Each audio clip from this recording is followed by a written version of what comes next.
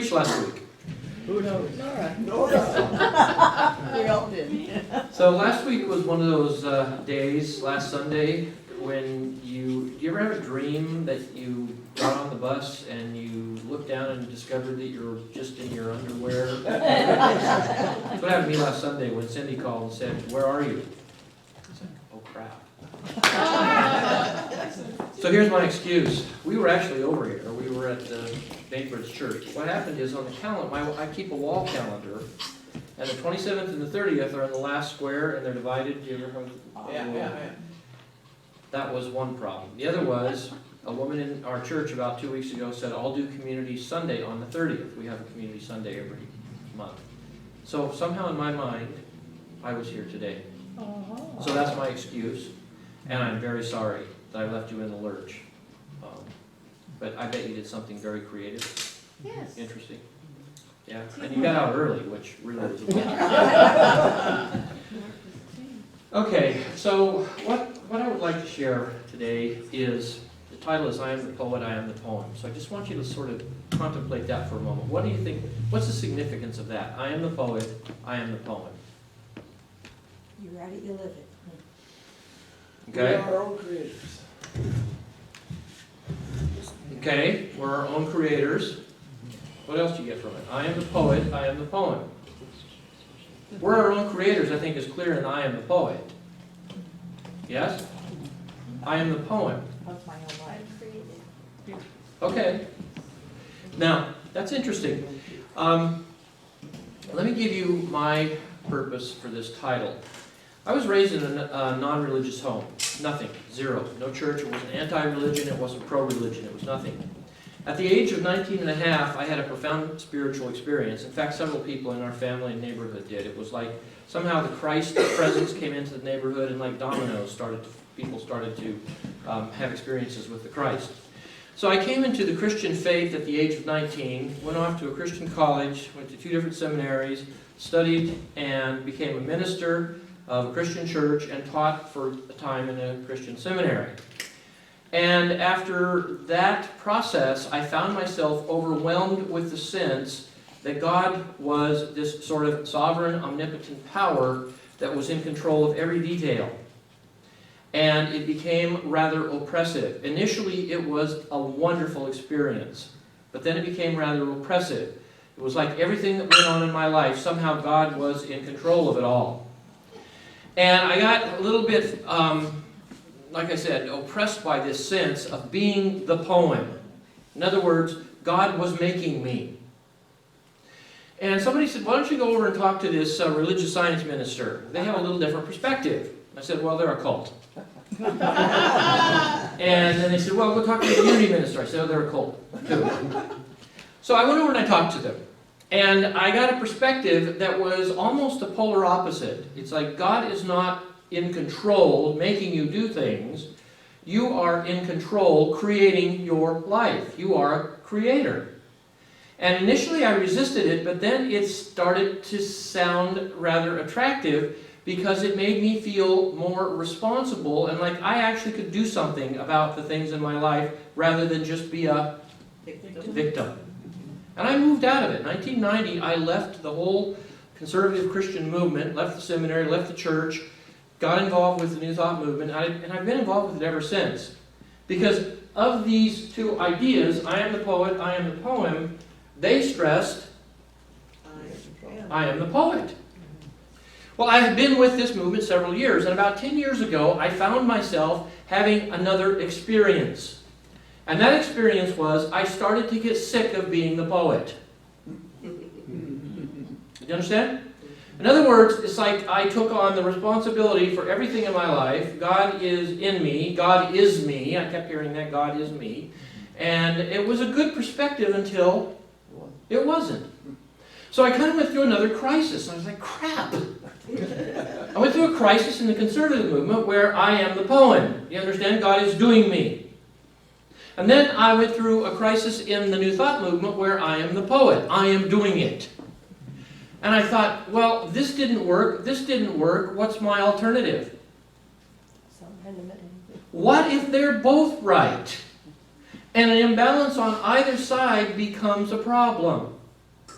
In other words, what if I am both the poet and the poem? I am the creator and I am the created. So that's where this title came from. And it's sort of a reconciliation. When I first went to the Religious Science Church, Jim Munson was the minister there. Anybody know of Jim Munson? Is he still alive? No, he passed away about 5 years ago. Okay. But he welcomed me, and I came in and I sat down with this man, and I was ready to prove he was a cult. Although I was increasingly believing that the group I was a cult. So I thought they were all frickin' cults. So I sat down with this man, and he said to me, we believe in what works. Why don't you come over here and teach a class? He hooked me. I said, well, you don't even know who I am, and you don't even know what I'm teaching. He said, I know you're a truth seeker, and that's what we do here. We seek the truth. So I've been involved with New Thought ever since. And one of the reasons I've stayed with the movement is because so far, knock on wood, I have had the freedom to explore these different ideas and to speak the truth as I'm experiencing it in the moment. That doesn't mean I'm the source of truth. You understand? I think there is truth to find, but each of us is in a process of getting there. So I want to talk for a few minutes this morning about the balance between these two ideas. I am the poet, I am the poem. The implications of it. Now, this is not a new problem. If you go back in time, we could go through many other religions and literature and artistic movements. But in the 17th century, 1602, an artist named Caravaggio, maybe you're familiar with this artist, particular artist, did a picture commissioned by Rome to do a picture for a chapel in Rome. And it's called the Matthew writing the Gospel of Matthew, was what he was commissioned to do a painting of. So this was his initial drawing, or his initial painting, an image of St. Matthew, seated in a chair, with an angel coming down from heaven, and you can see their relationship. How would you describe the relationship between Matthew and the angel of the Lord? The angel's guiding his hand. Yeah, he literally has his hand, the angel has his hand on the hand of Matthew. The implication is that everything Matthew writes comes from the hand of the angel. So is this I am the poet or I am the poem? I'm the poem. I am the poem. I am being written, and the angel of God, symbolically, the divine, is doing the writing, and I am being written, so that everything in my life is guided. Well, the church didn't like this painting particularly. They said, we want something that's a little more sublime. So they had him paint a second image, which actually got put in the chapel, and this never made it. And in this image, the angel is hovering above, not touching St. Matthew.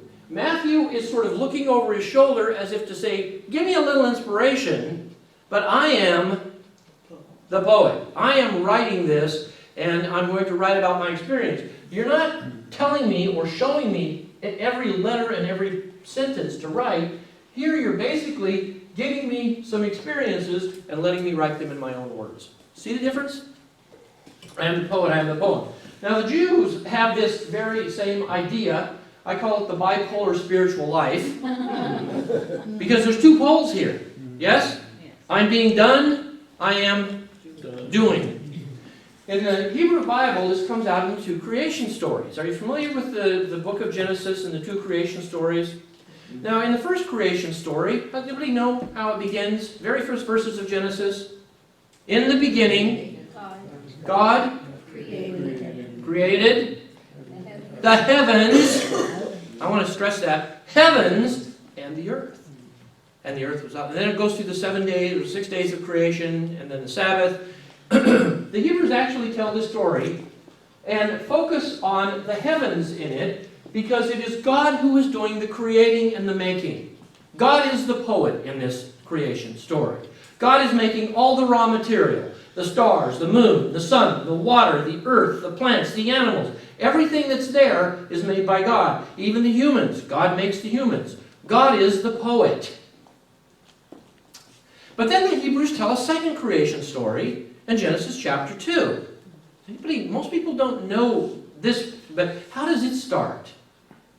In the beginning was the Word. No, that's the Gospel of John Oh. in the New Testament. That's good, that's related, but it's not. Genesis chapter 2 starts out by saying, this is the story of the earth and the heavens. What's the difference? Earth is put first. In the first story is God in the heavens doing the creating of everything that exists. In the second creation story, and the Hebrews knew what they were doing, they essentially said, now we're going to tell this story from a different perspective. We're going to talk primarily about, say it again? The earth. We've said God's part, God is the poem, or the poet, he's making the earth, but now we're going to talk about the human beings. And in the second story, it talks about the human beings created, they're to till the earth, they're to have dominion over the earth, they're to tend the garden, the woman conversed with the serpent, the man went out and named the animals. Who's the focus of this story? Man. The humans. The humans are the poet. So which is it? Is God the poet, or are humans the poets? Both. So this is a very beautiful perspective because the Hebrews' idea is that God is the poet in that he makes all, or she, it, makes all, no, let's just stick with the personal. The personal God makes all of the raw material, but then human beings come and they are to take the raw material and create something. So according to this view, after the first two chapters of Genesis, if a Hebrew came to the rabbi and said, what am I? Am I the poet or am I the poem? The rabbi would say, yes. Rabbis always do that sort of thing. They say you get two rabbis together, you have at least three opinions. So this is the bipolar schizophrenia spirituality. That we are walking this tightrope through this life, and in any given moment, I am simultaneously what? The creator and the created. And to keep that balance is very difficult. Now to get back to my original story about my involvement with the conservative Christian movement and then the New Thought movement, I have come to the point in my life that I believe that they are both right. That they both have a perspective. In fact, when I talked to Jim Munson, way back, he said, Michael, you are on a path to bring to light a bridge between these two sides. I said, no, I'm done with that side. And he just smiled. He said, in a few years, you'll reevaluate that. And I have reevaluated it. Now I see both sides having a very valuable perspective. The original New Thought movement never meant to leave traditional Christianity. Never. Their idea was you go to your Methodist, Presbyterian, Baptist church on Sunday, and then during the week come over to our unity meetings and learn about practical healing and spirituality. Because these churches you go to are right insofar as they are teaching that God is in control, but they're leaving out an emphasis which we have rediscovered, and that is you are in control. So they're both necessary. Same thing with the religious science movement. Ernest Holmes never, ever advocated that the people leave the churches they were going to. His brother was a Congregationalist minister. Never advocated they leave those traditional Christian churches. It was they have a perspective that focuses on God as the poem, or the poet maker, and the New Thought movement is emphasizing that you are the poem maker. So they both have important perspectives. You find it in the New Testament. It is God who works in you, both to will and to do the good. So who's the worker here? God works where? In you. So in this view, there is never a moment in your life when the divine Holy Spirit, the Christ's presence, is not with you, doing you, making you, guiding you, nudging you, whispering. Does that make sense? But then Paul also says in the New Testament, work out your own salvation. Well, I thought you just said God's working in me. You are God. Well, this is the New Thought perspective. The conservative perspective is you are not God. God is making you. The New Thought perspective is you are God. And sadly, what happens with us humans is we put up these partitions and we say, you're wrong. No, you're wrong. This is my side of the bridge, this is your side of the bridge, and you're wrong. Well, I'm suggesting that in a bipolar spirituality, there is a time for both truths. And that each side loses out when they're not capable of hearing from the other side.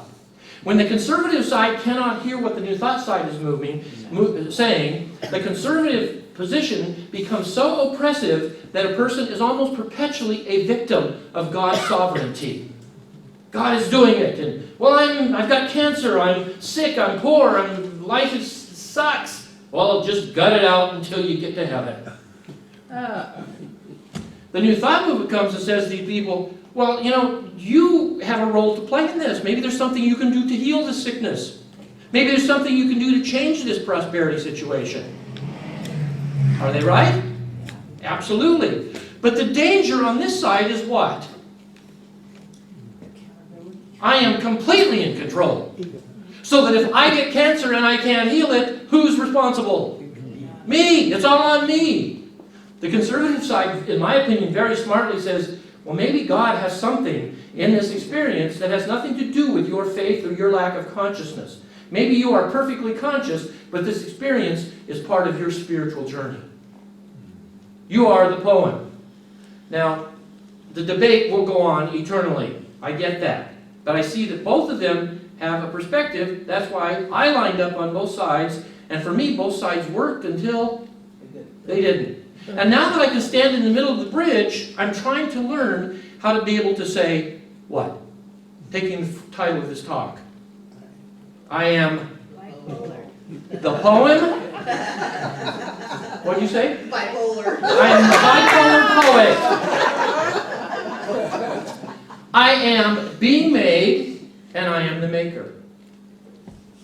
Now, very quickly, if I ever get to come back, we'll talk about this in more detail. But there's 5 divine responsibilities and 5 human responsibilities. I'm going to touch on these very quickly, give an illustration of each, and I'll be done. Now, on the I am the poem side, I am being made, this suggests that God has 5 responsibilities as the maker. First of all, God thinks you. You are here because you came from the mind of God. Secondly, God speaks you. God said, let there be light, and you came into being. So from the mind of God, the Word of God spoke, and here you are. You are God's creation. God writes you. We find this all through the Hebrew Bible and many other texts. The idea that I am divine. Paul says, in fact, in the letter to the Ephesians, that you are God's poem. Isn't that a beautiful image? You are being written by God. The person you married might actually be part of that poem. The person you divorced might actually be part of the scratching out of that poem. If any of you ever done any writing, you know that you scratch out parts that you change later. God writes you. Thirdly, God feels with you. In this view, God experiences everything you experience. When your heart is broken, God's heart is broken with you. When you are elated in the joys of ecstasy, God is in the joys of ecstasy with you. So there's never a moment, this is found in the life of the Christ, the suffering God. Every moment of your life, God is feeling and being with you in your emotions. Lastly, God makes you happen. You're happening, man. And God is making you happen in this view. Now, I want to give an illustration of my experience as I talked to you before. I was not involved in the New Thought movement when I was 19. I was not involved in the conservative movement when I was 19. As I said, my religious affiliation was what? Nothing. I read the Gospel of Matthew one night out of curiosity because so many people around me were getting into this religious weirdness. And I got to find out what's going on here. I read the Gospel of Matthew over a 3-night period in my bedroom with the door locked. I didn't want anyone catching me with spiritual porn. That's what I used to call the Bible at that time. It's like, I don't want anybody seeing me read this stuff. So I'm reading the Gospel of Matthew, and on the 3rd night, I finished the Gospel of Matthew, and something came over me. The poem maker, came over me. God came over me and said one word, believe. I didn't hear it audibly, but it was so clear in my mind when I closed the Gospel of Matthew, put it on my little nightstand, turned off the light to go to sleep, this thing said, believe. And I remember in my own mind saying, believe what? And it just said, believe. And I folded my hands and I believed. In that moment, am I the poem or the poet? Both, but primarily I am the poem. Because something rewrote my whole frickin' life. My grade point, literally, over the next 3 months in college, went from 2.5 to 3.8. My drinking and partying and all that went with it ceased. Not because I suddenly thought, I've got to be moral and virtuous. No interest. My whole life changed because my whole poem was being rewritten. Now, I cannot attribute that to my consciousness. I cannot attribute to that to my creative abilities of co-creation. Something recreated me. And I suppose many of you in this room could testify to similar experiences where you weren't expecting something, and suddenly this sort of poetic inspiration changed your whole bearing. Now, second side. 5 human responsibilities under I am the poet side of it. Here, I'm the poem. Here, I am the poet. Now, how have the New Thought movement changed these 5 divine responsibilities into human responsibilities? What would the first one be? Watch what you think. Watch what you think. Think it. This is from Emma Curtis Hopkins, by the way. If you've studied Emma Curtis Hopkins, these 5 points are from Emma Curtis Hopkins' work. Emma Curtis Hopkins said, you are the creator, so watch what you think. Because as you think, so you manifest. I am the poet. I am creating through my thoughts. Watch what you speak, because what you speak is what you create. Does this sound familiar? This is typical New Thought teaching, and it's right on. You must learn to change your thinking. You must learn to change your speaking. You must learn to change what you write. You must learn to change how you feel. And you must learn to change how you do things. In other words, after you think it, speak it, write it, feel it, do it! Right? Don't tweet it. Don't tweet it. Don't sit around and say, I'm affirming it. After you've affirmed it through your thinking, speaking, writing, feeling, after you've affirmed it, frickin' do it! Go do something. So this is what I heard when I went over to the New Thought movement. I was like, wow, this is very empowering. Right? God is not going to do it for me. God has created, as the Hebrew story says, God has created the raw material, put you in the garden, says tend it, start, speak with the serpent, name the animals, do something. Now, an illustration of this, and I'll be done. Scott Adams. Anybody know who Scott Adams is? Of course you do. Because he wrote a book called The Dilbert Future. He's the Dilbert cartoonist. Scott Adams in The Dilbert Future, and actually this article was featured in Newsweek magazine about the same time. Scott Adams talks about working. Anybody know where he worked before he was a cartoonist? He worked at Pac Bell. He sat in a little cubicle. That's where his whole comic strip comes from. He sat in a cubicle, made a good salary, but hated his job.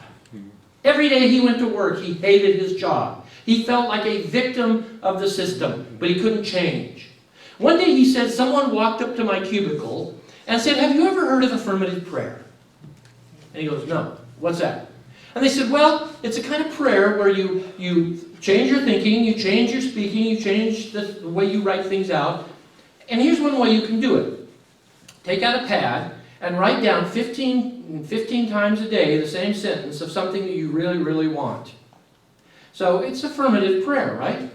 So he listened to this and he said to the person, that's the craziest witchcraft magic kind of nonsense I've ever heard. And they left and he pulled out a pad. And he started to write. And he said, well, I'm going to test this thing to see if am I actually thinking it, speaking it, writing it, feeling it will actually change the outcome. So what can I do? The person said, start with something small. So he thought to himself, there is a woman about 10 cubicles down that I really want to ask out on a date. But I'm intimidated by her. So what do you suppose he wrote 15 times a day? Courage. I am, more specifically, I am asking Dolores out on a date. 15 times a day. And then he put it in the drawer and forgot it. Because this is not about anything except changing your consciousness. After he did this, he said, for several weeks, he was walking by Dolores' cubicle, and he said, for no apparent reason, he leaned in without even thinking and said, would you like to go on a date?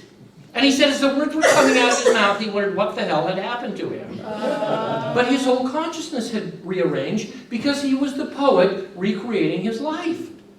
And she smiled and said, of course, I'd love to, which shocked the heck out of him. He walked back to his cubicle and thought, wow, maybe there's something to this affirmative prayer. I am the creator. So he pulled out his pad and he started a second affirmation. And this was about finances and investments. And he started writing this out. Short story, after several months of doing this and then letting it go, just doing it, writing it, speaking it, thinking it, feeling it, he said suddenly he began to find himself making more money. And he said, this is very interesting. So he said, I'm going to ratchet this up to a great big thing. My vocation.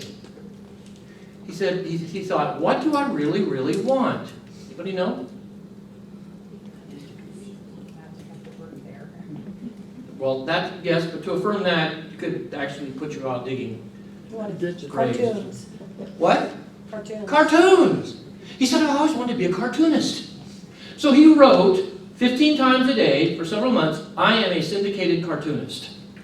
15 times a day, and then put it away and forgot it. One day he said, after several months of this, he's writing, I am a syndicated cartoonist, and the thought struck him. Now this is interesting, because this is what happens when you start to change your thoughts through creating. The thought struck him, maybe I should draw some cartoons. It would help, wouldn't it? So he started drawing cards. He'd always kind of played with it, but he didn't have anything serious. And then he drew some cartoons, and he kept writing. I am syndicated. One day, the thought came to him. Anybody guess? Maybe you should send these to someone. These seem so obvious, right? So he sent them, and to, I think it was the second company he sent them to. I don't remember the name, but it was Charles Schultz, the same group that Schultz worked with. Wrote back and said, we really like your stuff. We're going to publish a couple of these and see what happens. And what happened? Boom. Boom. His whole life changed. Now, I'm telling you the story because Scott Adams is a very pragmatic kind of guy, almost scientific, said there's something to this affirmation stuff because my whole life changed as I became the poet. So, some conclusions. 1. The spiritual life is a balancing act between letting go and letting God and seizing control and making things happen. And in any given moment in my life, I am on this tightrope. You understand?